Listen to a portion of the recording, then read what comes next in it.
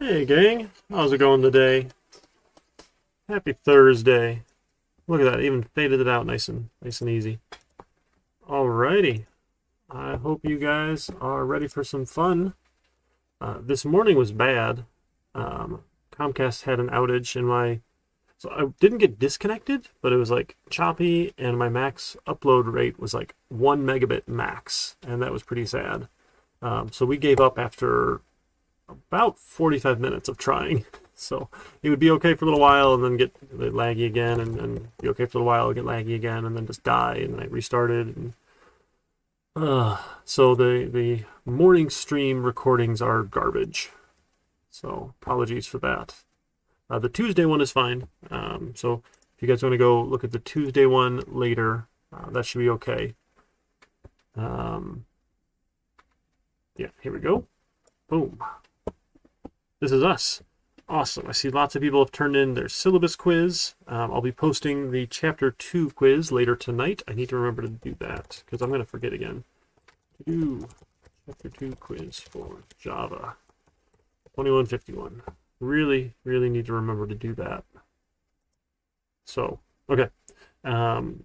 Several of you have assignments in, but not all of you. I've been trying to grade a couple of them as they came in, just to make sure things were up and running. If you haven't gotten Project Zero in yet, you still can. I know I said I don't take stuff late, but this is like, you need to get your tools installed and make Hello World work, sort of thing. So I'll still take this one. Later projects, like Project 1 that we're going to talk about tonight, I can't take late because in 2 weeks from tonight, on February 4th, if I did it right, yep, February 4th at 6 p.m. or so, that'll be the first thing we do in class, is I'll go over the solution to the project. So once I've gone over a solution, I won't be able to take it from you anymore. So for this first one, sure, no problem. We'll be flexible if we need to make sure you get all your tools installed and figure out this GitHub thing. It does take a little bit of practice, and that's okay. So if you haven't gotten it to work yet, let me know. We can set up some time to work through it, or maybe watching the example another time or two might make things click. So let me know how that's going for that one, because I want to make sure everyone gets that in. Because this is week 2, and by the 3rd week, if I haven't gotten anything from you or heard from you, I've got to turn in end grades. So I'll be in touch with you guys if you haven't turned anything in shortly, just to make sure we don't have to do any of that, because that's all unfortunate paperwork that I don't like have to do. So it's not too hard, thankfully. There's not a lot of forms, but it's all online. Okay, so we are doing our review on classes before we take our deep dive for the next 2 weeks in Chapter 8. Pull this up here. Oh, okay, I posted the morning. That's right. So that was the morning link there. Okay.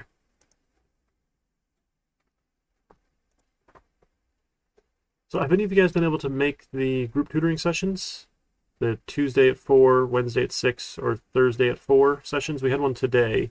I've got to check with Tim and get some attendance lists, and then actually figure out what your names are at some point. It's kind of fun to use everyone's handles online, because I don't know who you are when you're asking questions and stuff. So the only time I ever actually see your name is when you turn stuff into D2L. But I did get someone, they said that was kind of cool, because then they weren't like nervous about asking questions, which I always feel bad. Like, please don't be nervous to ask questions. That's really why I'm here. I'm here to help you guys learn the material.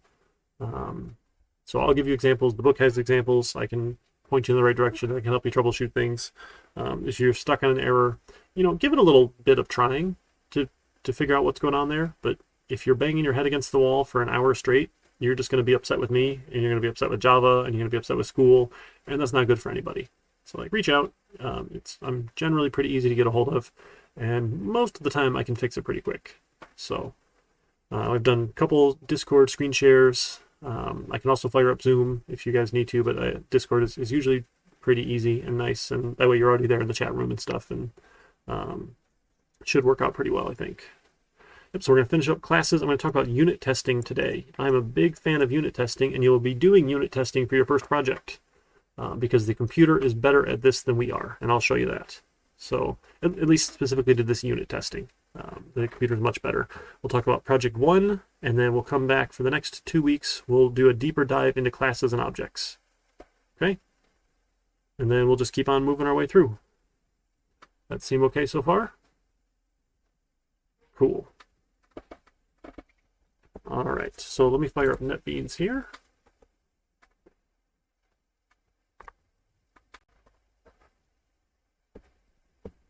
I'm going to refresh myself here because honestly, it's been, a week and I want to make sure I know what we did last week. So repo. This is linked here in Untitled Learn in the content section, our course repo. So let's see, we did, that was the 0 night class. Oh my goodness, too many backs. Come on. I added the citation. When did we do that? That would have been last Thursday, right? The 14th? Aha, our example file.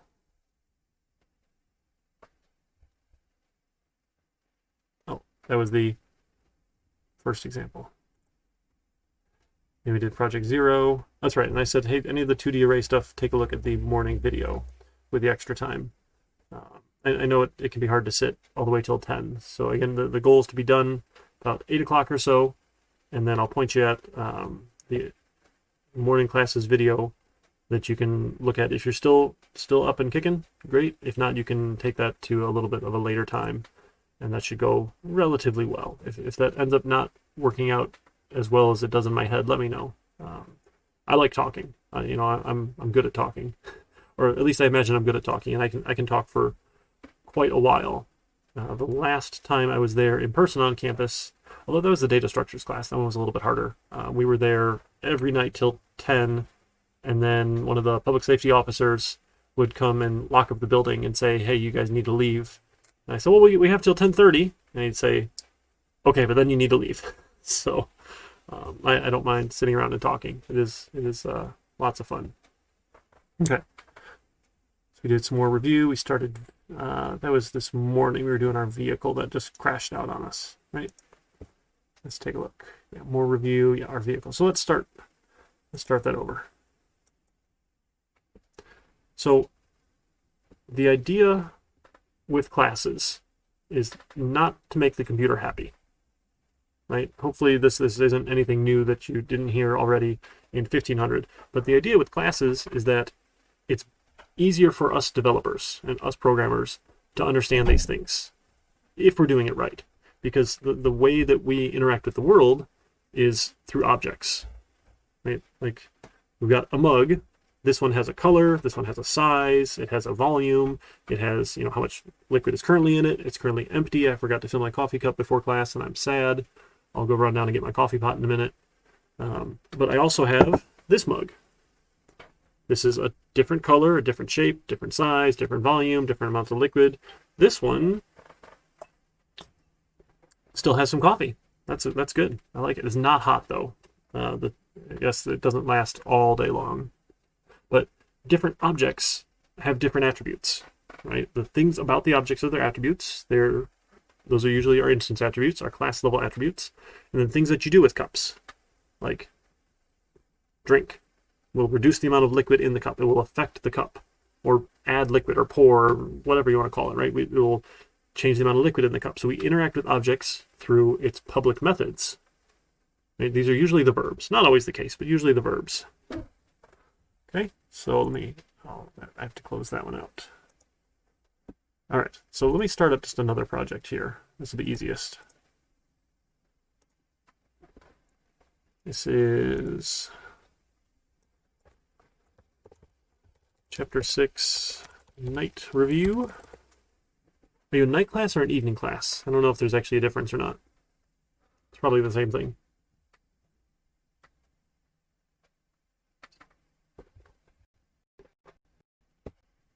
All right, I'll just close down this one. We'll just forget that ever happened, because that was bad.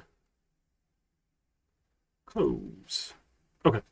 And I'll take out some of this junk. Well, let me turn on Karnak again here. You know, as much as it is embarrassing, oops, there it was. When I type my password into something, I think it's helpful. I'm going to imagine it's helpful to see some of the keyboard shortcuts I use, because I do a lot of things with the keyboard, and I don't always say exactly what I'm doing. So we'll go clear these ones out. It just kind of pops up the keys I'm using there in the bottom. Okay. So our hello world, or whatever we wanted to do, right? World. Save and run. Let's see if this one goes. Just make sure we get a nice level set base.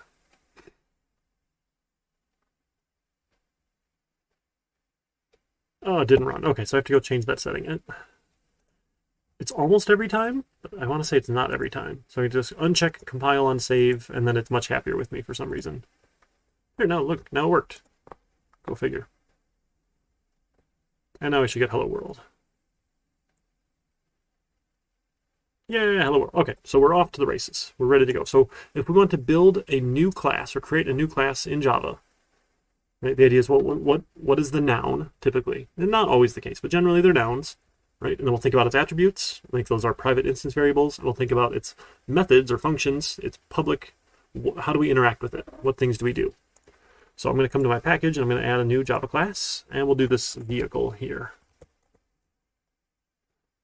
Vehicle. That's probably spelled right. And if not, that's okay. So things about a vehicle, right? Our private, oops, that should be tabbed in a little more. Private string for make and, oops, semicolon. Private string for model. And what else do we know about vehicles?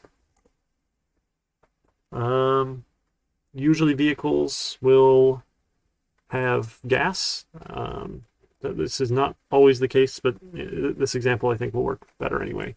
So we're going to have a double for gas tank capacity in gallons. I'm going to be nice and specific here, because if it's just gas tank capacity, you're not going to know what kind of unit it is. So I'm always encouraging people to put the unit in the name, right? And you don't have to type more, right? You're letting NetBeans do the typing for you. And then we have an actual gas in tank. And then we probably have a miles per gallon average or something like that. And I know this can vary, but for now we're just going to pretend it never changes. So don't worry about that. Okay, so those are private attributes. These are ways we can describe a vehicle. Oh, and maybe we want a color as well. Why not? String for color. Okay, so those are our private attributes. Now, what I'm going to do here, and I don't usually show this in my 1500 class, but I love showing it to more advanced classes, is you've got this amazing option in here under Insert Code to get your getters. Now, we're not going to need setters for these, and we'll talk about that in a little bit, but we want getters for all of these. So it'll say, hey, which one should we generate get methods for? I want all of them, please. And we say generate, and boom, we get a bunch of methods. Now, I forgot to move my cursor, so put them in a weird spot. I like to keep all my variables at the top, and then I put my methods down at the bottom, and a constructor in the middle. But look at that. It wrote some code for us. Isn't that awesome? Like get make, get model, get color, get gas tank capacity, get actual gas, get miles. That's awesome. We're just writing a class for vehicle here. Yep, right in the vehicle class. And I am letting NetBeans do all this boring get method stuff for me because I don't want to have to type it if I don't have to. Okay. Then we want to add a constructor. Remember, constructors have the same name as the class, and there is no void or return type. That's how we know they're constructors. Right, that's the special method. Now for vehicle, we want to accept some arguments. We want, if you're going to create a vehicle, I want you to give me these things. So I need a string for make, I need a string for model, I need a string for color, I need a double for gas tank capacity in gallons, and I'm just going to copy paste that because I'm lazy, right? No shame. A double for actual and a double. Oh, actually, we don't need the actual tank. We'll get to that later. Yeah, exclam class there. Tzuk. I'm sorry, I can't pronounce your name at the moment. I'll give you a little more info there. So we're going to assume vehicles have no gas for now, and then we're going to have ways that you interact with the vehicle that use or change the gas in the tank here. Okay? So I'm going to set my this make to the make. I'm going to set my this model to the model. Remember, you have to use this notation because we're using the exact same variable name, which I'm a big fan of. It makes it easy. I mean, you have to understand why you're doing the things in 1500. And if I just tell you, hey, the tool does all this magic stuff, I feel like you don't appreciate, I don't know, not appreciate, but you want to do it a couple times yourself manually to kind of get the hang of this is why I'm doing it, this is what it is, and the get method just returns the value. So it's under insert code. If you right click and go to insert code, you can insert a bunch of cool stuff. And we wanted getters. Notice it's not in the list anymore because it knows we have a bunch of getters already. If we wanted some set methods, we could generate some set methods, but I don't want you to set any of these. Maybe color. Why not color? Well, I have a set color method. But sure, you can change the color of your car. So we'll have a set color method. And if you have a method for set, don't do this.color equals color, right? Don't do that because now you have the same code in here twice and you should feel bad about yourself. Right? The reason we have methods is so that I don't have to have the same code in here twice. Okay. Now in this case, we're not really doing anything interesting with color, and it would have done the exact same thing, not a big deal. But imagine we had some sort of sanity checking, like, hey, the color is red or blue or green or, whatever, right? So it doesn't make as much sense for color. We're going to get to some of that sanity checking when we start talking about gas in the tank. So the gets mean that when you have an instance of vehicle, you can get the values. But once you have a make and model that the constructor has set, your car's not going to change the make or the model, right? That just doesn't happen. So there's no need for someone to set it. It's provide it in the constructor, and then you're done. Okay, and we also then have the gas tank capacity in gallons equals the gas tank capacity in gallons, and then we have this dot miles per gallon average is miles per gallon average, and then I'm going to set the actual gas in tank. Remember, the constructor's job is to give all of these suckers values. They all need values here. That's why we have a constructor. That's its job. Okay, so we need to make sure I set that to, and we're just going to start off at 0. There's no tank. There's no gas in the tank. Okay, and then we'll set the color. And now you'll notice NetBeans is giving us some suggestions here, and these ones are actually helpful. So if we are only ever going to set it once and never change it again, remember we have this really cool modifier called final, and final will ensure that you can't change it again. So typically, if you're setting a value in a constructor, it's going to suggest it. But maybe we do want to change it, so you just ignore it. But in this case, once we know who made the car, which car company made it, that's not changing. Right? Our gas tank capacity is likely not changing. I don't know of anybody who changes the gas tank in their car to make it bigger or smaller because it all fits in there like for a reason, right? I don't think there's room to actually do that sort of thing. The miles per gallon average, really this one does change in real life depending on the weather and your speed and your tire and whatever. We're just going to pretend it doesn't. Or you know what? Fine. Let's not make it final, but I'm not going to give you a set method. So this changes in real life, but this isn't real life. Okay, just a note so you know I'm not crazy. Okay, and then our actual gas in tank, this one will change a lot, right? Okay, so we have set all of our values. No, we don't want to do any of that. Okay, so it's not, those suggestions aren't always all that helpful, but that's okay. Okay, then what we want to do, now we want to give someone a way to put gas in the tank. So, sure, it can be a void method. We'll get to exceptions. When do we get to exceptions?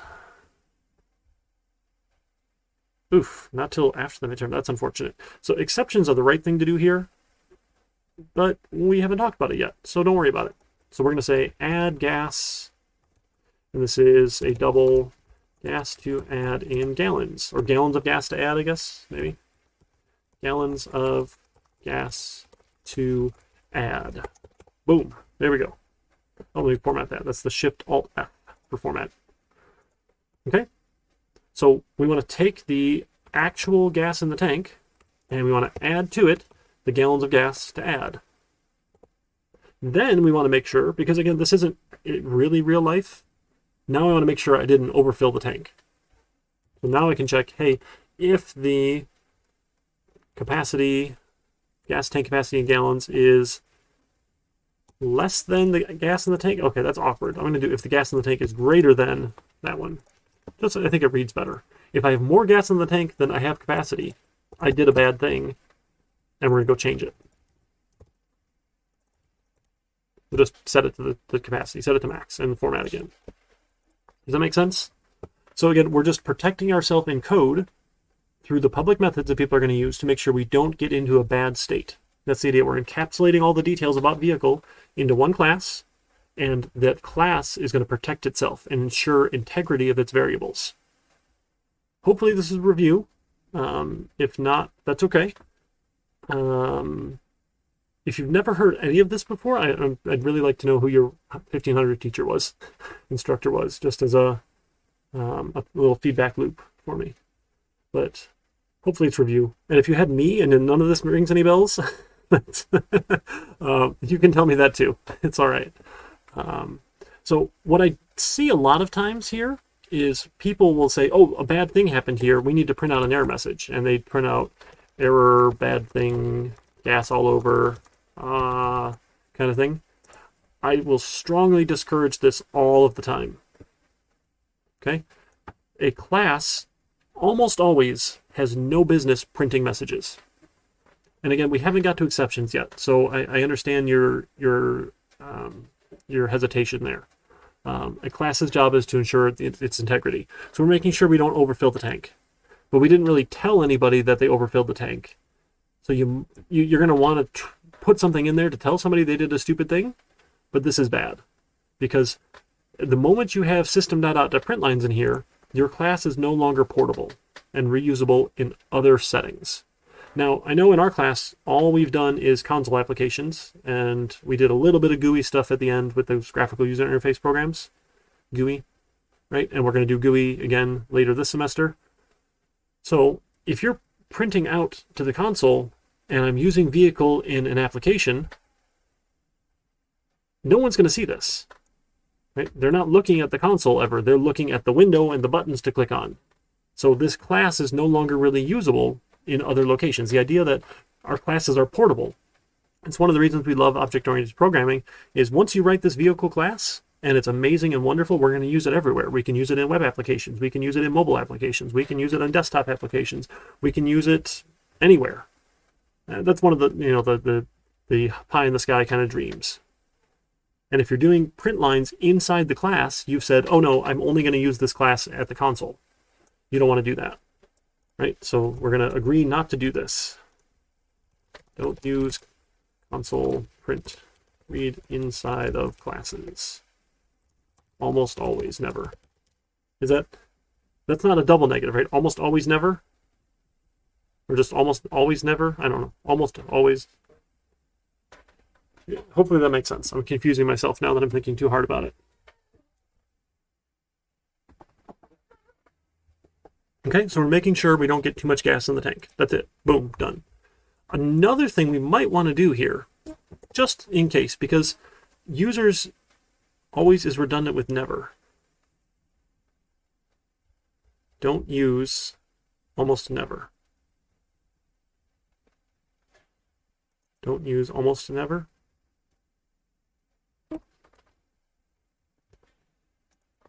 So almost never use console applications. Okay, that reads better. Is that more clear? Near never. Almost never use console. You should probably never use console print read inside of classes. Is that better? And then there, I'm hedging probably never. Okay, anyway, another sanity check here, just because people do the weirdest things, right? We only want to do this if my gallons of gas to add is greater than or equal to 0. And I'm just going to cut all that and put it inside of there and then format, right? Make sure you're giving me positive number, because maybe you gave me a negative number and somehow I took gas out of the tank. But again, this is we call this like defensive coding. It's a good habit to get into. It's hard to prevent every dumb thing from happening, but it's nice. Well, so the real thing to do here is use an exception. You would exception, except we don't know what that is.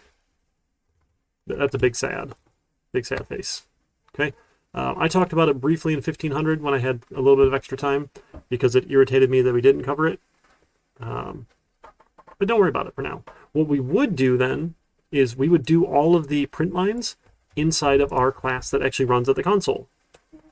Right? So I would make a vehicle, and I'm going to call this vehicle. Mine is the blue jean equals a new vehicle. It is, let's see. Give me all of those parameters. Vehicle. Oh, it's not giving me the list. Okay, that's fine. So it's a, oh, there, I just had it. There, string, double, double. Maybe some Java doc would be useful. That's okay. So the make is, that's a Ford. It's a Transit. Its color is blue jean metallic. When I told my kids that, they said, oh, it's a blue jean. So now the van's name is Blue Jean. It's, let's see here. Gas tank capacity, it has about 25 gallons, and we get about 14 miles a gallon or so on it. That sounds about right. So now I've got a Blue Jean vehicle here. Then what I would do is, if I were to add some gas to it, I would say, you know, this is my double gas to add in gallons equals, oh, we need scanner, right? So let's do scanner keyboard equals a new scanner given system.in. And yes, we want to import scanner, please. Okay, so again, if you remember, you can get numbers right off of a scanner, but then it leaves that trailing new line. So I always recommend people use double.parseDouble or int.parseInt, and then they can do keyboard.nextLine. That sort of thing. That way we're always getting text, and we're always going to get those new line characters off of the console. So we'll print, how much gas do you want to add? And now here, again, we don't have exceptions, so don't worry about it, but I would do the checking here because I know I'm already doing console input and output. I would check, hey, if the gas to add in gallons is greater than the vehicle, oops, sorry, the Blue Jean, that's my particular one. Blue Jean dot gas tank capacity minus, actually, right, the current Blue Jean dot actual gas, or current, what is it, gas, actual gas in tank. So if you try and add more than the capacity minus how much you actually have, I would do this here, and I would tell you, hey, that's too much. It's too much gas, can't hold that much. Right, that sort of thing. Or maybe put this inside of a loop, or do something to do that input validation here, because this part of the program is where I'm getting the user input. So that's where I would want to validate the input. So that would all happen here on this part of the program that does the input and output. The class itself is just the business logic. just the guts of, okay, this is what it is, right? These are my attributes. These are my public methods, right? That abstract idea of, hey, here's the public methods that you can get at. This is the things you can do with a vehicle. Go for it. That sort of thing. That makes some sense. And again, we're doing a little bit of sanity checking, which is nice. Okay. Then the other way, I mean, technically you can siphon gas out. I don't recommend it. So we're just not going to have a way to remove gas other than using the car. So we're going to have a public void. Oh, you know what we could do? We could make this a Boolean method. Here we go. Drive. And then we'll have a double miles to drive. Here we go. And we can return a true or false whether or not this actually works. So if you want to drive the vehicle, we're going to see how much gas that's going to use. Right? So we can check. So if the miles to drive divided by your average miles per gallon average, right, is going to tell us how many gallons of gas that's going to use.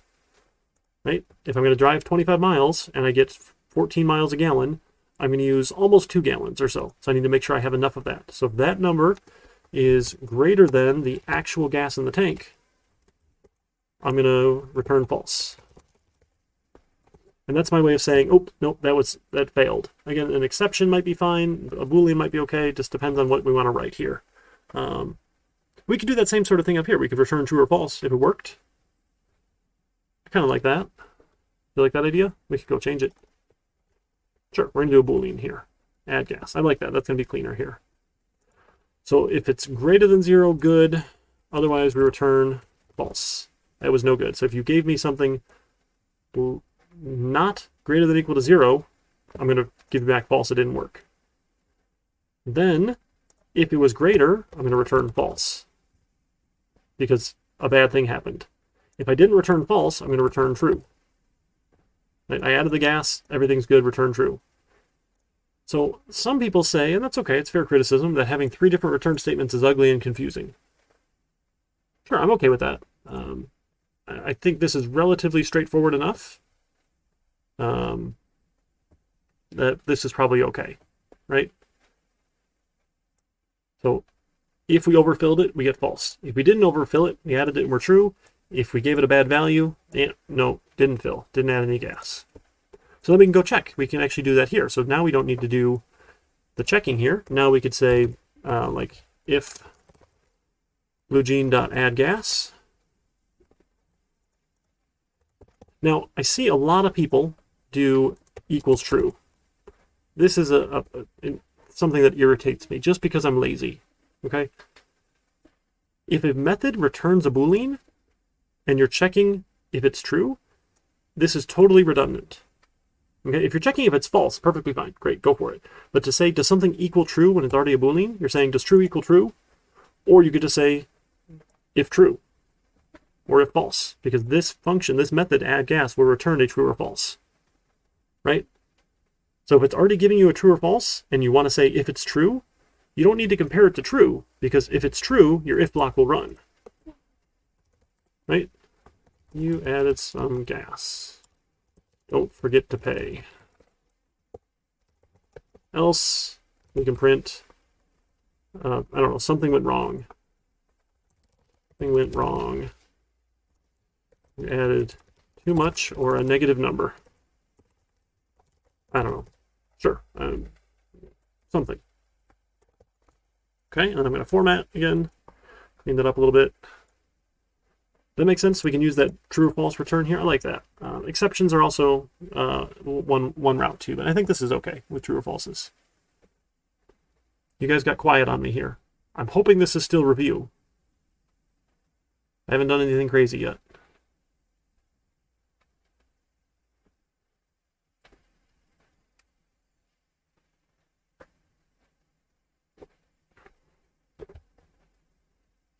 It's been a while. Okay, that's all right. That's why we're reviewing it and practicing. And when you say it's been a while, does that mean like because break was really long for winter break between the fall and winter, or like you didn't take 1500 just previously in the fall semester?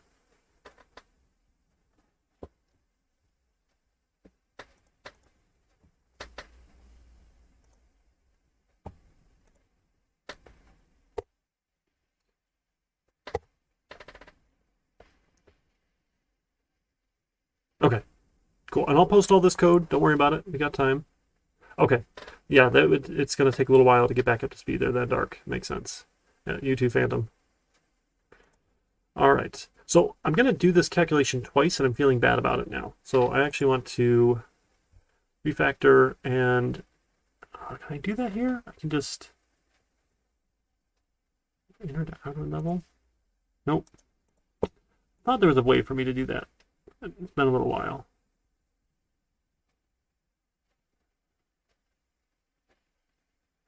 No, that's unfortunate. That's okay. So I'm just going to cut and paste.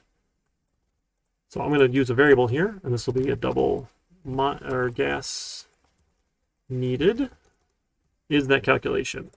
Then I can check, hey, if it's more than that, great. Else, and really the else here is redundant, because if you hit a return, code stops. So I don't even need the else here. I can just then say my actual gas in tank minus equals the gas needed. Okay?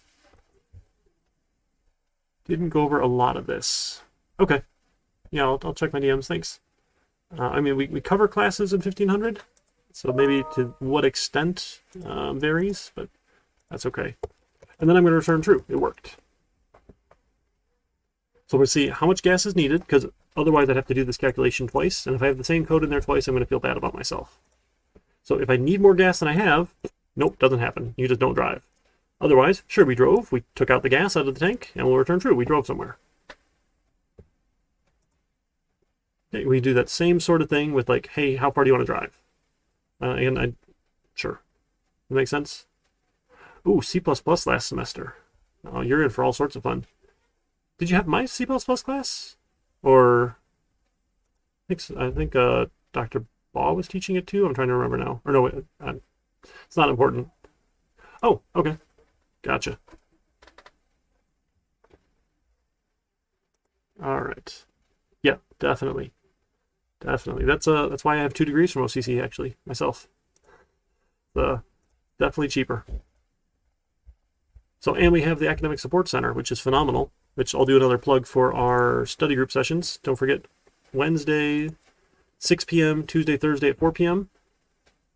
And they are in the calendar here, and I'm pretty sure I have the right Zoom link. So they're in the calendar.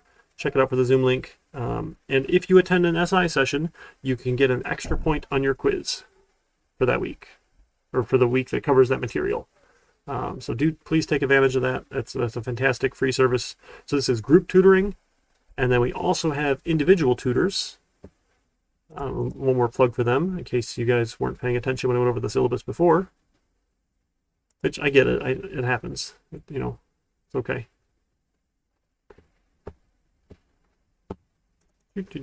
Somewhere in here, we have the ASC link. Where did it go? Right here, the tutoring link. So this is individual tutoring, which is completely free. Or, I mean, technically it's not free because it's paid for through your tuition dollars and our tax money. But free to use, I should say, is probably a better term. No additional fees for using this tutoring service. We have 2 amazing tutors. Our SI himself, Mr. Tim here, tutors on Mondays. So if any of those group tutor sessions don't work, you can book an individual slot or do both. Go for it. 4 to 6 on Mondays, and then Miss Rika, 12 to 4 Wednesday and Thursday. And they both tutor for $21.51, which is awesome.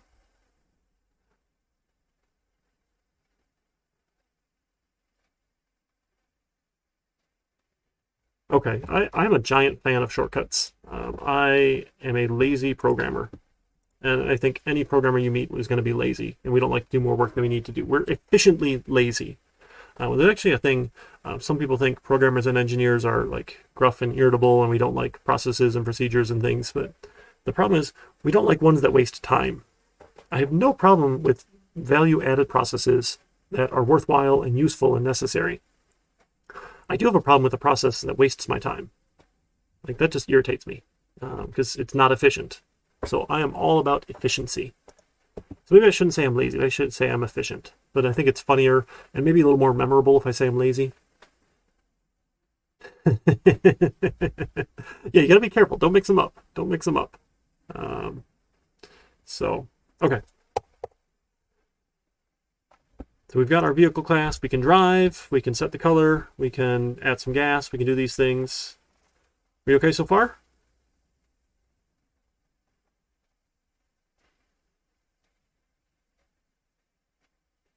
Okay. Now, what we would have done is use our vehicle class here in main and test it.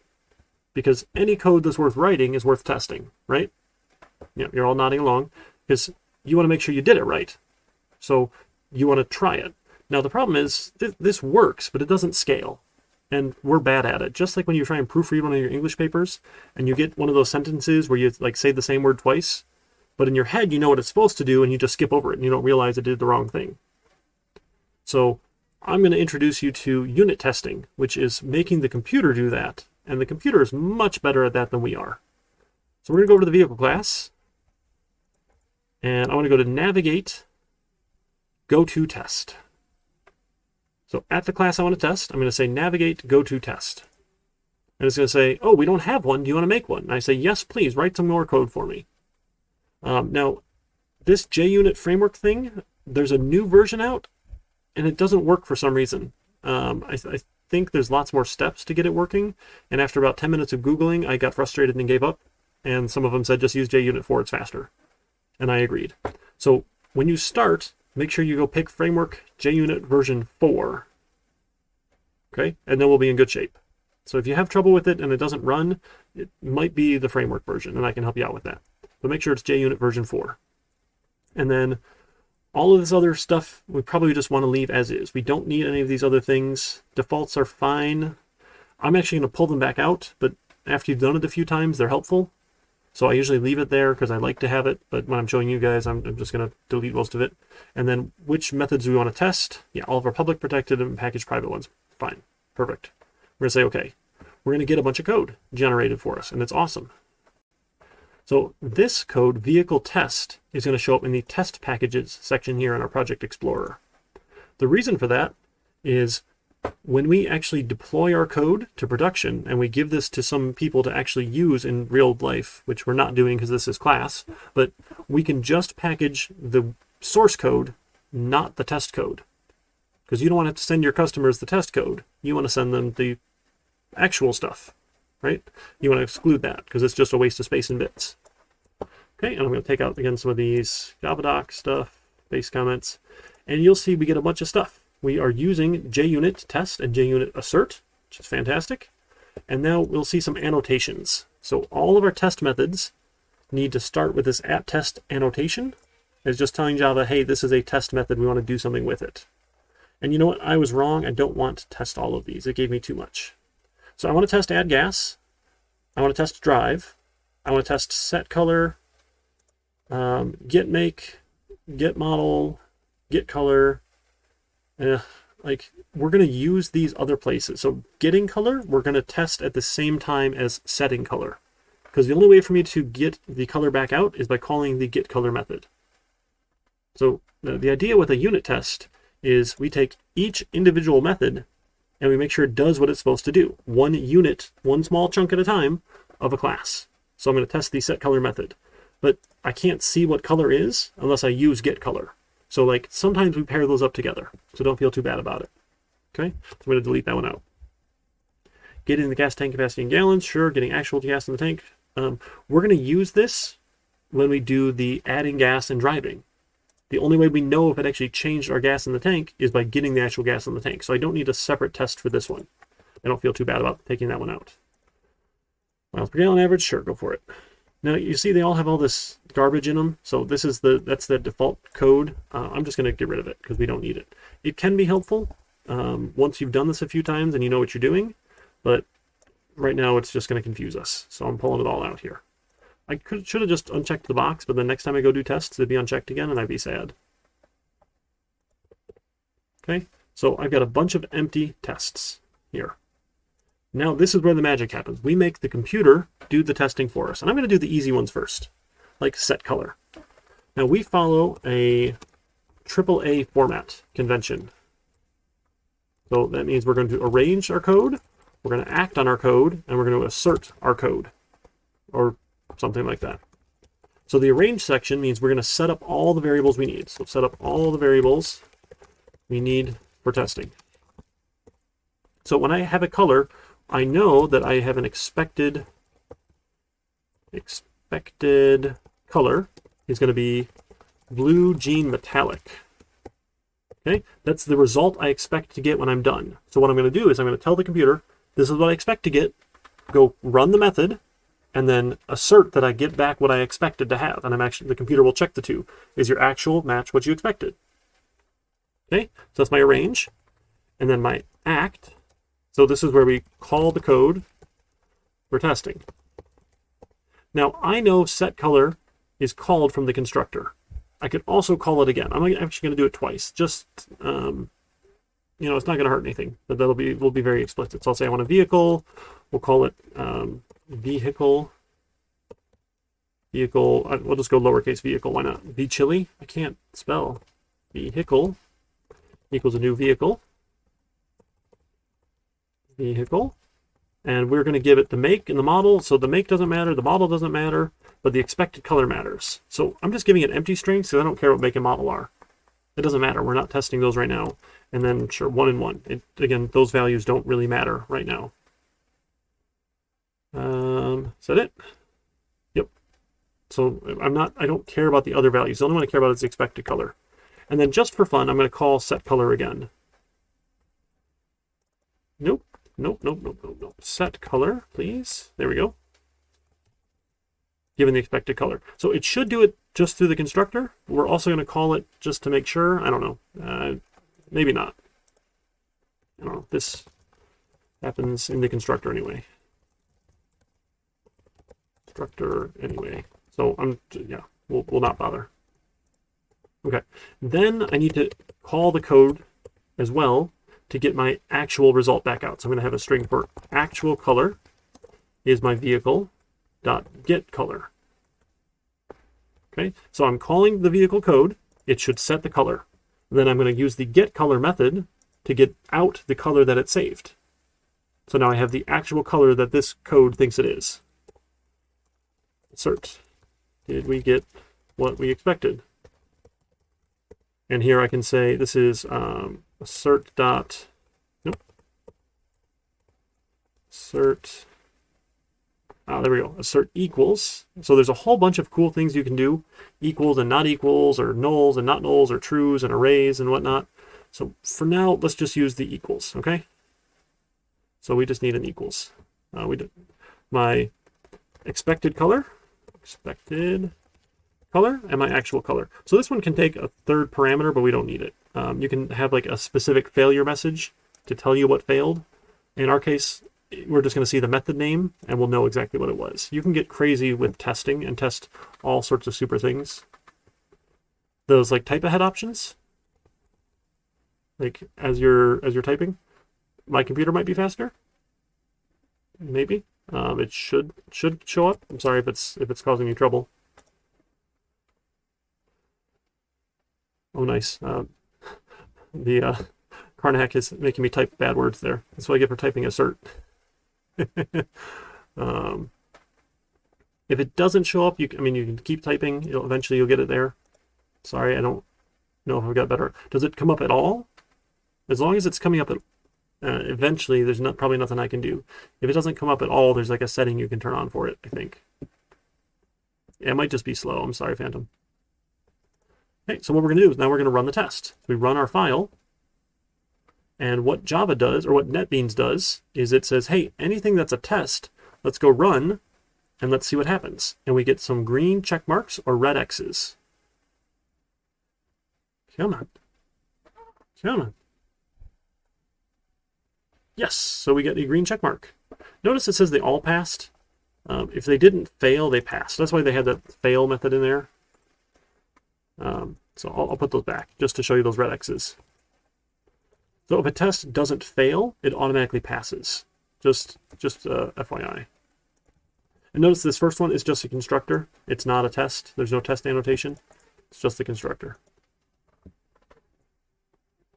Yes, Visual Studio has something exactly similar. I did that in the C++ class, which is actually out of my YouTube archive. I think if you do !YouTube, you'll get the link. I think I added that to my Nightbot. Yep, so now they failed. Bunch of failures. Oh, they're not red X's. Shoot, that's okay. Okay. So that's one. Set color, and it's also testing get color, because we know that that's what it was doing. Let's do get make. So I'm just going to copy paste a bunch of code here.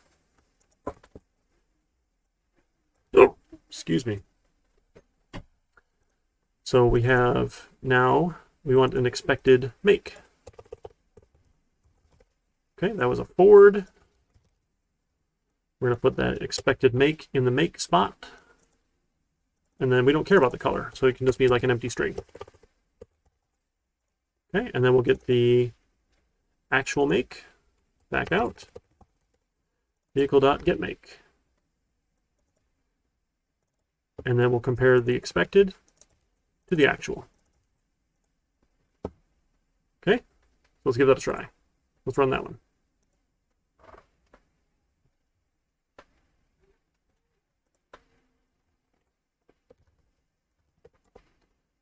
All right, I'll do my own YouTube link. Okay, so now we had 2 pass, so that one worked. Awesome. We're going to do the same with model. Get model. Okay, get model. Now, some people, and it's okay. Oh, I could take that out if you don't need that comment. We'll do all of these tests in one method. You can have more than one assert in a test method. That's okay. But it sort of breaks the convention where we typically test one method at a time. You know, if you're testing the constructor, sure, and we're doing them all separate, it's not too big of a deal.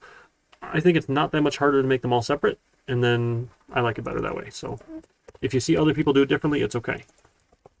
Transit. My expected model. And then we'll have an actual model. Ooh. Uh-oh. Did I already change that? Oh, yeah, I did. Okay. Model and model. I don't know when I changed that. Let's try that test. Is when we pass it a model, do we get it back out with our get method? So is the constructor doing its job setting it? Sort of what we're testing here. And that way, you know, in that case, you might say we just want to test the constructor and test a bunch of things and the gets at the same time. That's fine too. Not too particular, but it's not hard to do one at a time. Okay. Get gas tank capacity in gallons.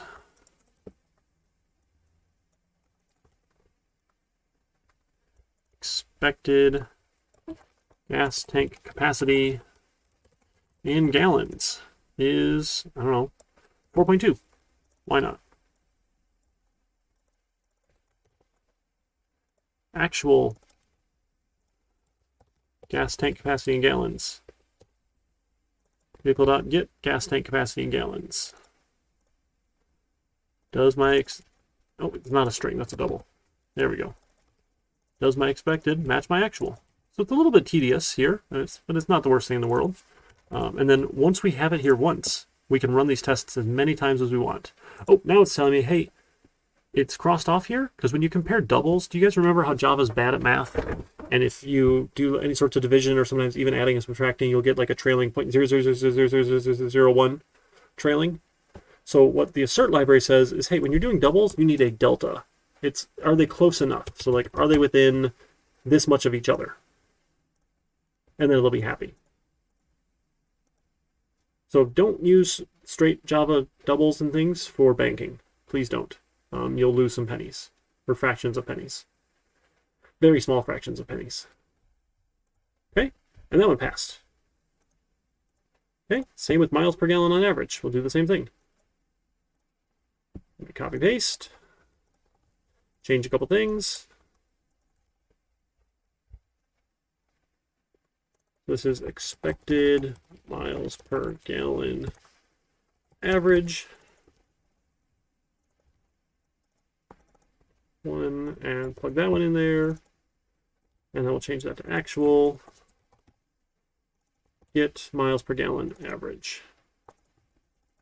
And are they close enough? Again, just copy pasting the variables here. I don't like to have to rewrite anything if I don't have to.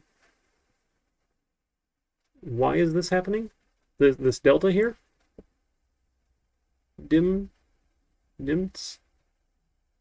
Because remember, Java's bad at math.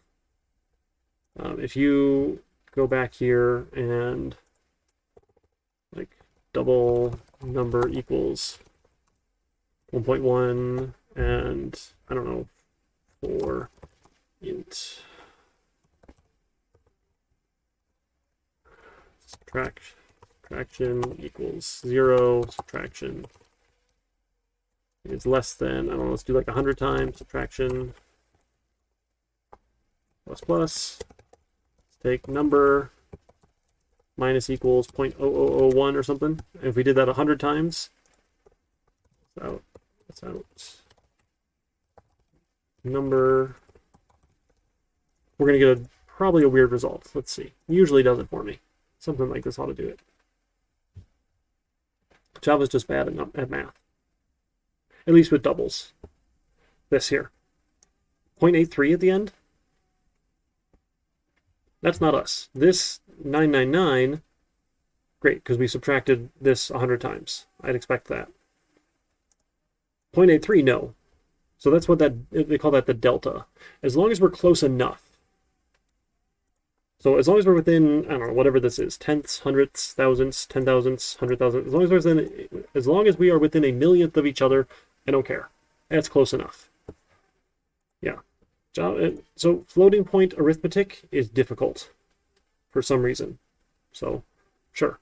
That's one of those like actual computer science problems, not software engineering. Sure. Okay, so we got a bunch of those tests done. Lastly, we're going to do the hard ones, add, gas, and drive. And the reason that they're hard is we have more things going on in vehicle. So drive can have this happen or this happen. And when we're talking about testing, there's a common thing we'll say is code coverage. It's a metric or a measurement. And what code coverage is a way to measure how much of your code, how many lines of your code are actually being executed while the test runs. So if we never get into this if block, this line of code never runs, we won't have 100% code coverage. If we only test this if block, these two lines don't run. We won't have 100% code coverage. So we need to have multiple tests to test each and every if block, essentially, if-else block, to get to 100% code coverage. And 100% isn't ideal. It's not always practical or going to happen. Some organizations, you'll get enough code coverage, 80%, 75%, I don't know, something, and which is good. It's good to have. I would say it's better to have 100%, but again, when I'm not paying your salary, it's easy for me to say that. When someone's paying for your time, energy, and effort, and it takes longer and longer and longer to write specific tests to get that last little bit, sure, I can understand. That's just a practical trade-off. But getting to like 50% code coverage is generally pretty quick, right? Pick your big cases, go for it. Here's 50% coverage, done. To get from 50 to 75% coverage is a little harder. You have to be a little more particular, go find some of those if blocks, else blocks, whatever it is, set up your test just right, do the right thing. And then to get from 75 to 100% is even harder, right? It takes even more time. And typically you'll have some sort of diminishing returns, where you're going to catch the most errors on your first 50%, you'll catch less errors in the next 25%, you'll catch even less errors, and so on and so on. It's just typical. It doesn't mean it's always going to happen, but it's just kind of a gauge. And you can learn more about that in software engineering, in the process of writing code and that sort of stuff. It's fascinating. So, but what we want, and what I'm going to ask for, is 100% code coverage, because you guys can do it. And our project is not that big, or not that complicated. So we need 2 different tests for drive. Drive where we need too much, and drive where it's fine. This one is going to need 3 different tests. We're going to test the negative, where we get a false. We're going to test a too much gas, where we get a false, but we top out the tank. And then we're going to test the, this was a fine amount of gas to add. We add it, and then we return a true. So we're going to need a couple different tests. So just one test here is not enough. Okay? So we're going to test add gas. We'll do the first one here and see that it's fine. We'll just put in a correct amount of gas. So we have an expected gas in tank in gallons, and let's say maybe that's 5. Oh, 4.2, why not? We'll add 4.2 gallons, and that's a double, not a string. It will make a vehicle. We don't care about the make, the model, the color. We need the gas tank capacity to be larger than this. And the miles per gallon we don't care about right now because we're not testing drive. Okay? Then we're going to add some gas. So we're going to have a Boolean add gas result equals vehicle.add gas given the expected gas in tank in gallons. Then we're also going to check how much gas is in the tank. We'll have a double for actual gas in tank in gallons is my vehicle.get gas in tank. Okay, so we're going to assert two different things here. So the first one is my expected meet the actual within, say, a millionth or whatever, right? Are those close enough? Then we can also assert true that the add gas result was true. Right? I should get back a true because I had room to add that much gas. So both these asserts will run. If either one of these fails, the whole test fails. And that's why it's a little bit awkward sometimes to have multiple asserts, but that's okay. Don't worry too much about it. Okay, so we're testing add gas and the get gas, get actual tank in gallons. Remember we took that one out? Let's run this one and see. Does it do what we expected it to do? And I know we're about time for a break here. I know it's 7 o'clock already, so we'll take a break in just a little bit. Yes, cancel. Okay, test. That one passed. So test, add gas, there it is, passed. So I'm going to copy this entire test again, including that @test annotation here, and I'm going to test add gas. Now you need to make sure your methods have different names. This is add gas negative value. Okay, so expected, so actually it should be 0, right? It should be 0. So if we add a -1, that should be false. We're going to assert false. And then we should have 0 gallons because it shouldn't have changed. Right? So if we try and add a negative value, we should get back false. And the actual amount in the tank shouldn't have changed. It should still be 0. That's my expected. So we're going to try that one.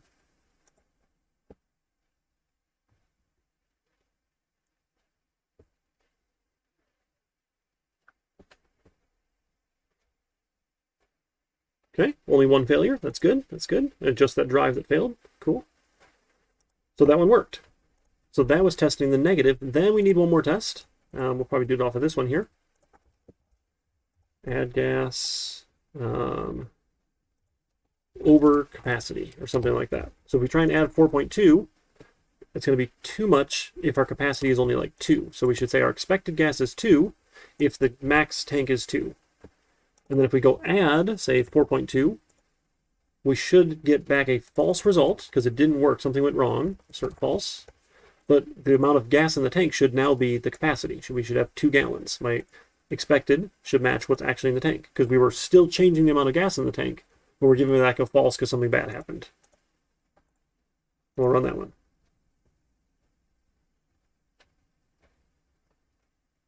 This making sense so far? So unit testing is fantastic. It's really cool. Okay, so those ones passed. The last one we have to do is drive, and then we'll take a break. Okay? So drive had 2 options. Either we drove because we had enough gas, or it was too much gas, or too many miles. So, and what we can also do is we can check the gallons of gas in the tank to make sure that changed. So we're going to have an expected gallons in tank. Let's make this easy here. We'll say we expect to have 4 gallons in the tank. If our tank can hold 5 gallons and we get 1 mile per gallon, let's just drive 1 mile. We'll make the math easy here. You know what? Let's make it 10. Why not 10? So we need to add some gas first, right? So my vehicle, we need to add some gas. We're going to add, say, 5 gallons. Right? We'll fill up the tank here. Then we're going to try and drive. So then I'm going to have a Boolean drive result is vehicle.drive, and we want to drive 10 miles. If we drive 10 miles and we get 10 miles per gallon, it should use 1 gallon of gas.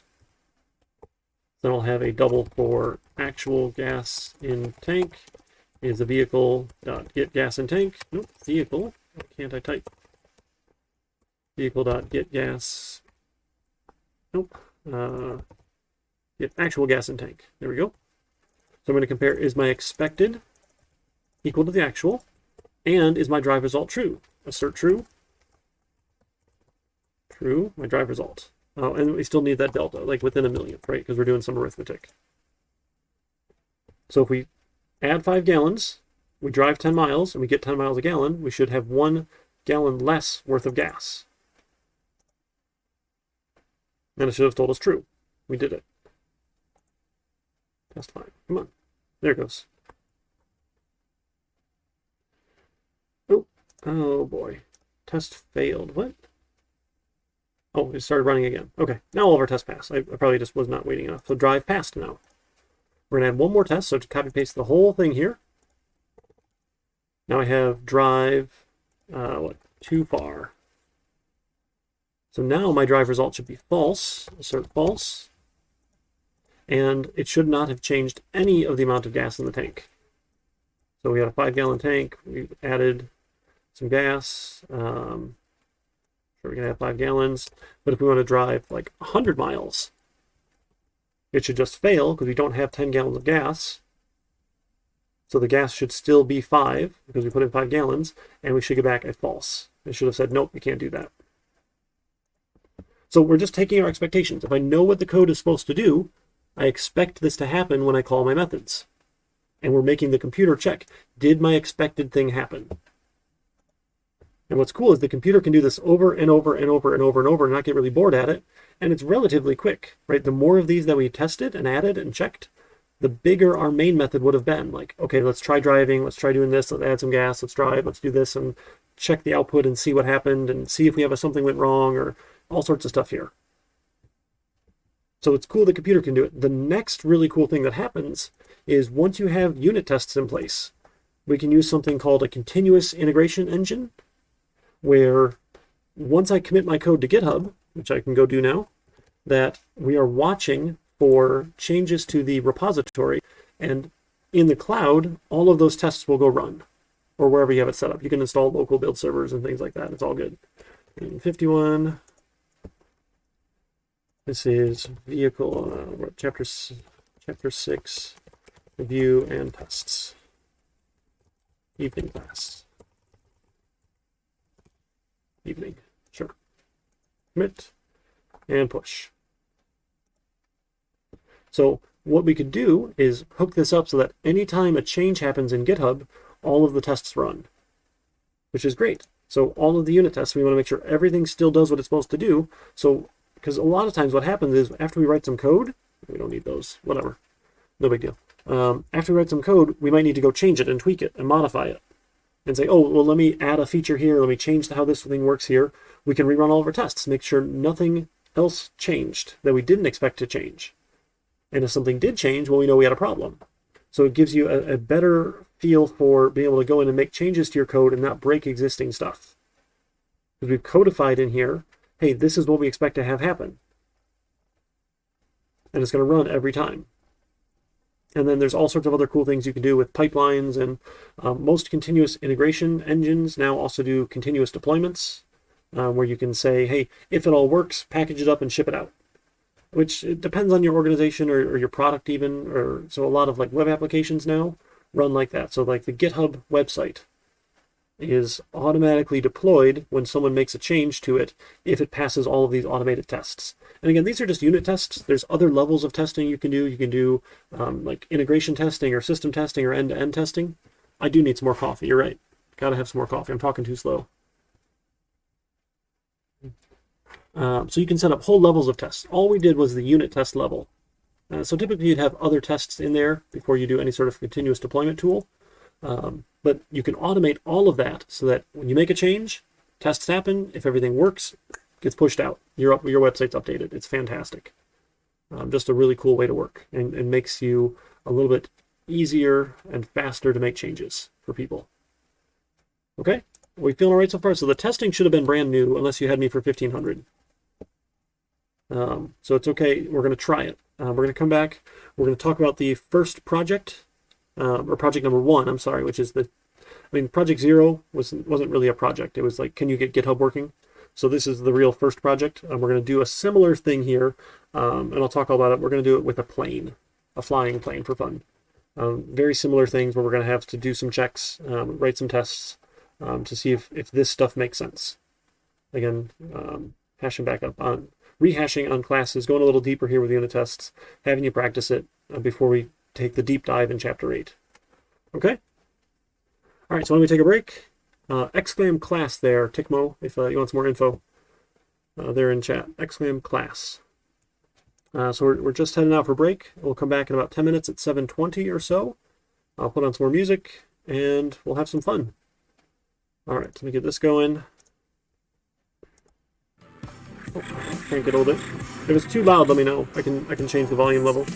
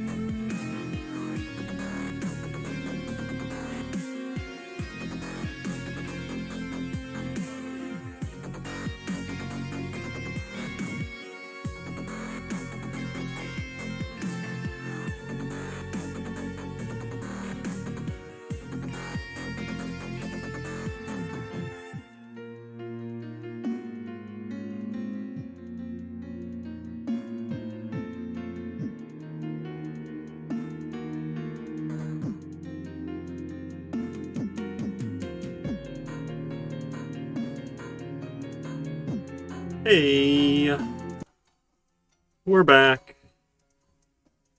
Yeah, apparently I'm we. I do that all the time, sorry. Oh, I faded out too fast. I ruined it. That's okay. Alright, so. Someone had asked about categories. Yeah, sure.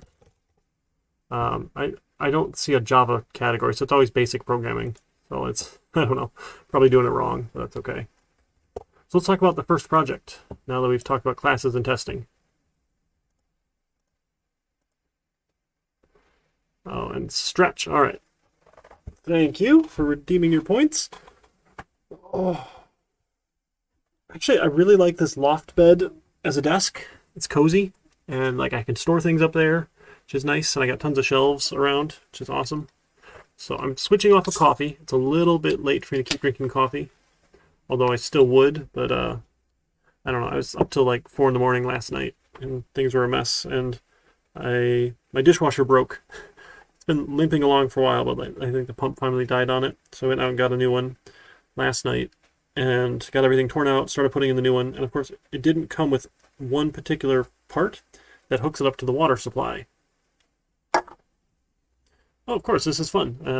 I think it's much more interesting than Zoom, at least the platform. And we don't require people to have cameras on anyways, because that's silly. So I'm happy to do this on Twitch. And I did start on Twitch earlier than the pandemic, thanks to the Knowledge Fellowship. Shout out to them. It's the !TKF. If I haven't talked about them before. Lots of cool educational streamers. Just wanting to share their knowledge, which is really cool. So I got hooked up with them beforehand. I think I told you guys in those like anonymous end of semester surveys that you guys do, someone had mentioned in a night class that I taught that I was like a squirrel with an adrenaline shot. I'm a little bit proud of it and also a little embarrassed. So I said, well, hey, I like this Twitch thing because I'm a nerd and I watch Day9 and Chessbra and stuff and Hikaru and some other people on Twitch. Ninja's kind of fun to watch too sometimes. And I was like, I could probably do that. And then it's automatically recorded, so you could go back and watch the recordings anytime you want. Proud of being a nerd, I think. I forget already. All right. So anyway, we've been doing the streaming for 2.5 years or so. Yeah, Day9's a great guy. Really cool.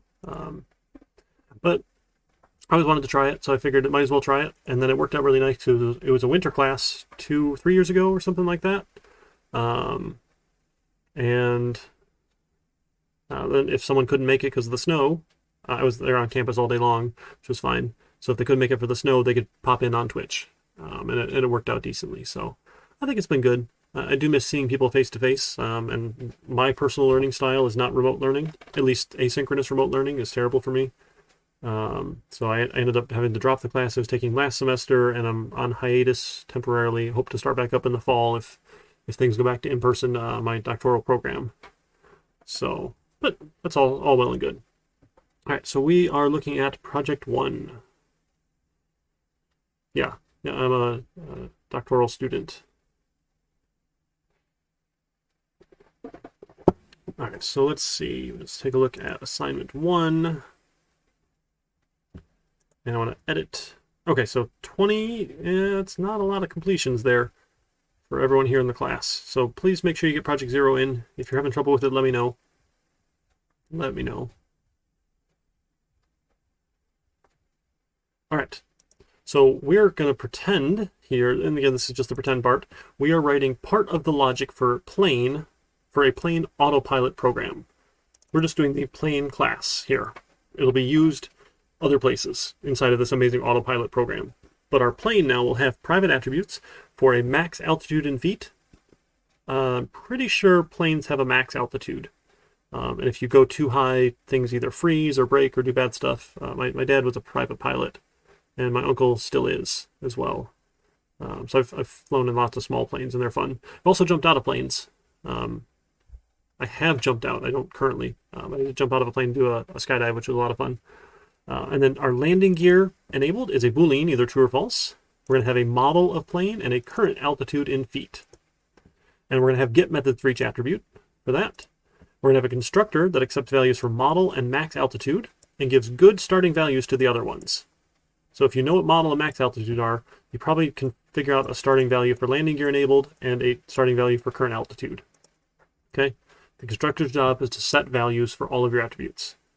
Okay, then we're going to add a method for enable landing gear and disable landing gear. I did separate them on purpose. You might have a single method like change landing gear and give it a Boolean to turn it on or turn it off. But that felt a little bit awkward to me. So, I mean, either way is really okay. It's probably better to be separate, but I won't mark you down if you combine them. So what happens here with our landing gear, we have some business logic. We say if your current altitude is greater than 1,000 feet, don't change it. Don't enable the landing gear. Probably like return a false. Nope, that's not happening. Right? You're up too high. Don't put the landing gear out. If your current altitude is less than 1,000 feet, don't allow disabling the landing gear. Okay? Again, you probably return a true or false, just don't change the value. Okay? So we're enabling landing gear if we're at 1,000 feet or less, and we're disabling landing gear if we're 1,000 feet or more. Right? So that's our business logic to make sure that we don't do it at the wrong altitude.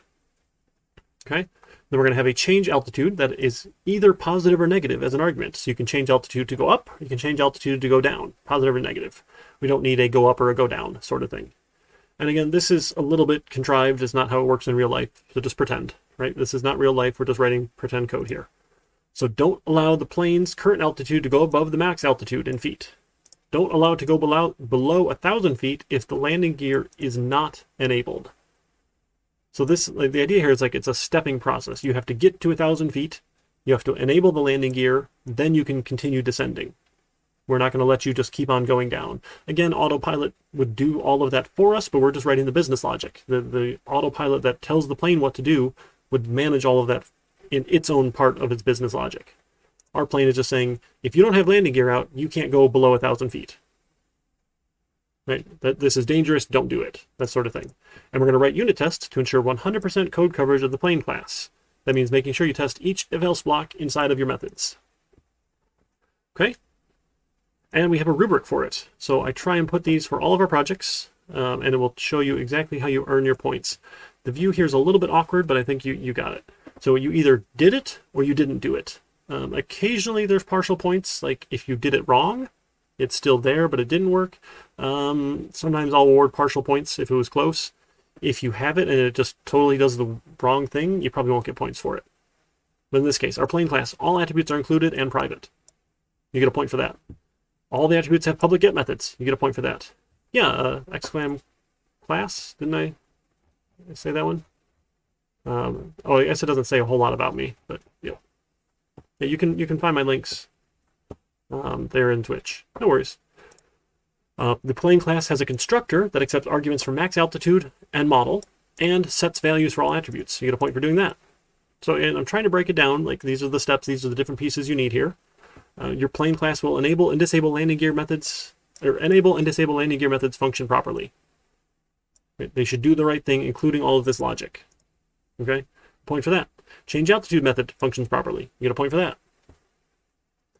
Then we move on. So that's half of it. You get 5 points for writing it, and then you get 5 points for testing it. Unit test for the plane's class constructor uses the get methods to check the values. So if I give it a model and I give it a max altitude, I can call the get values, get methods, to get, hey, did I get the actual altitude out, and did I get the right model out? And probably my landing gear and current altitude you could check as well if you want. It doesn't matter too much. A unit test for enable landing gear with 100% code coverage. So it does the right thing with the enable landing gear function. Right? If it's more than 1,000, don't enable it. So we're going to have two different flows that could happen here. Our unit test for disable landing gear with 100% code coverage. Make sure it doesn't disable it if we're too low, that sort of thing. And then 2 points for this one here, because it's just one method, but you're going to have, the 100% code coverage. You're going to test these things here. Your change altitude. Testing all of these cases here. We can't go above max. We can't go below 1,000 if we don't have landing gear. We do have landing gear out. We can go below that, all those things. Get into each one of those if-else blocks inside of there. So 2 points for that one with those unit tests. So half your points for doing it, half your points for making sure it works right. And these are actual unit tests, not something in a main method where you run and look at output and print stuff to the screen. So as far as I'm concerned, we don't even need main.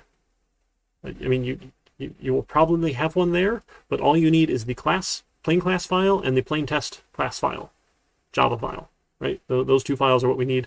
We're not using it anywhere in a console application. That's all for another time. Does that make sense? What we're looking for here? All right, I'm going to do a poll here real quick. Let's do a new poll. Project 1. Can do this. Lost. Probably figure it out. So I'm asking for project 1, can you do it? Are you lost? Or you can probably figure it out. And I'm going to put that out there. So go ahead and Twitch chat. It should be up at the top of chat. You can answer that question. Let me know how you feel. And again, this is 10 points in the assignment category. So what you can expect is the projects will increase in point value. Not hugely, but usually they'll go up about 5 points each project. So the first project was only 2 points for getting it done, just making sure your GitHub works. This one's 10 points. And then the next one will probably be 15. The one after that will probably be 20, and then probably 25. So as we move on in the semester, the projects will be weighted more heavily within this category. Again, because we don't get to forget things ever. Like, we just keep building on all the tools we've been using. So we're still going to do classes. We're going to do more with classes for project 2. We're still going to do classes, but now we're going to do more with classes and inheritance in project 3. We're still going to use classes and inheritance in this, but we're going to do more with exceptions and file IO in project 4. Okay, so they'll keep scaling up as we go in points. So cool. So 3 people think they can do it. 3 people said they'll probably figure it out. And that's it. Okay, 6 people responded to the poll. So that's all right. It says 20 people are watching, but that's okay. Maybe we have some lurkers. Okay, so no one said that they're totally lost. That's good. What I'd like you guys to do, if you go back, and I'll link you here in Desire to Learn. Here, let me go find my YouTube studio. I'll give you the Tuesday morning class video where we did this exact same thing with a different example. And that would be well worth your time to watch again to get started. Great. Yeah, good to hear. Good to hear. So let me go find that here. That was, oh boy. Is it this one? At the 19th? That was Tuesday, right? Yeah, the 19th. Okay, so this video here, let me grab the link. Here, I'm going to put, so this was the Tuesday morning. I'll add that one to the lecture archives. I know you guys can go find them on YouTube too, but hopefully this keeps them somewhat straightforward. So this was 2021, 119, classes and testing. Okay, so I'll put that link out there for you. And it's all the same stuff, but with a different example. So I forget exactly what we used. And all the code, again, is out there. If you go to the course information, we've got the link for... Did I not add it? I didn't add it. I'm dumb. Okay, let me add a link. Sorry, guys. CIS 2151. Here we go. Here's the course GitHub repo. GitHub repository. So this will have all the code examples in case you couldn't find it earlier. Sorry about that. So everything is here. You can check it all out and see what you're looking for. Let me make sure I push all these changes. Oh, yep, I did here. So we've got our Chapter 6 night review. So the review here, oh yeah, we did Powerball. And we did testing. I think we did testing with that. Yeah, an item for sale. That's what we did on our wall. We did some tests there. Okay. You guys got other questions, concerns? If not, it's been a little while. We can keep talking for a while if you want, or I can answer some more questions, or you can watch that other video for more examples if you want some more, or you can get started on the project and then ask me if you get stuck on something. I can take a look and see what's going on. Another promotion for the group study sessions that our awesome SI leader is running. So he doesn't attend the night section, but he attends the Tuesday, Thursday section where I pretty much do the same stuff. So he's actually in the class with that group, which you guys are welcome to attend as well if that works for your schedule. Either one is perfectly fine. And then he runs these SI sessions, or the group tutoring sessions, 3 times a week. Hopefully he can catch you guys. I'll post the quiz coming up. For the quiz, there are true or false questions, but the catch is if the statement is false, you have to correct it and make it a true statement. So it's more of like a short answer style, and you'll see other short answer styles. You will never see me ask a multiple choice question. I hate them. I think they're terrible, and they don't assess learning at all. They're just junk. So I hate multiple choice. I won't give them. So I write the questions myself. I don't pull them out of a test bank. And so sometimes they're awkward, and if you're not sure what it meant, please ask me, okay? They're open book, open notes, open internet, not open neighbor. Don't talk to your friends, right? But use your sources, use the book, use the lectures if you want, whatever, Google, if you want to try and find it on Google to answer the questions, you're good to go. There's no time limit on it aside from the due date. So you can open it, you can close it, you can come back to it, you can start it again, all that good stuff. Okay, I think that covers everything. So we will meet back up next week then, and we'll jump into chapter 8. And we can go further. Again, if you haven't finished Project 0, please do get that submitted. I'll take that one late. Project 1, I can't take late because 6 p.m. February 4th, I'm going over the solution to it. And I'll do the code in front of everyone and show you this is how I would tackle this problem. Yeah, that's all I got right now. Should we see if anyone else is on Twitch? Should we send a raid over to somebody? Let's see what's going on tonight. Do you guys like machining or custom fabrication sort of stuff? This guy does some pretty cool things. That's interesting. Or Skylius talks about science and rockets and things. So I'm going to post the quiz in just a little while. It'll be due probably next week, 11:59 p.m. or so. You'll have about a week to get it done. So I've got my to-do note here to remind myself, don't forget to post the quiz here. Because sometimes I forget easy, and I've not built this class out ahead of time. This is actually my first time teaching the 2151 course, so I'm sort of building it as I go. There's like, I'm not copying off of quizzes from last time, which I am doing for 1500. Oh, I gotta post their quiz too, don't I? Maybe. I don't actually know, RS Dean. I assume most of them are, but I mean, it's open to anybody who wants to come and hang out on Twitch. All right, so why don't we head over to Boyd's Custom Fab? He's fun, and the CNC machining stuff is cool. All right, so we're gonna start a raid, totally optional, just part of the fun of Twitch. Yeah, what's the question? Oh, that's cool.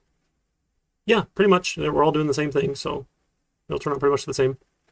All right, well, heading over with the raid. You guys take care. I will see you around. Please feel free to drop by my office hours, ask me questions, email, call, text. You know how to get a hold of me. Take care. Their second string quarterback in, did you really beat him, or?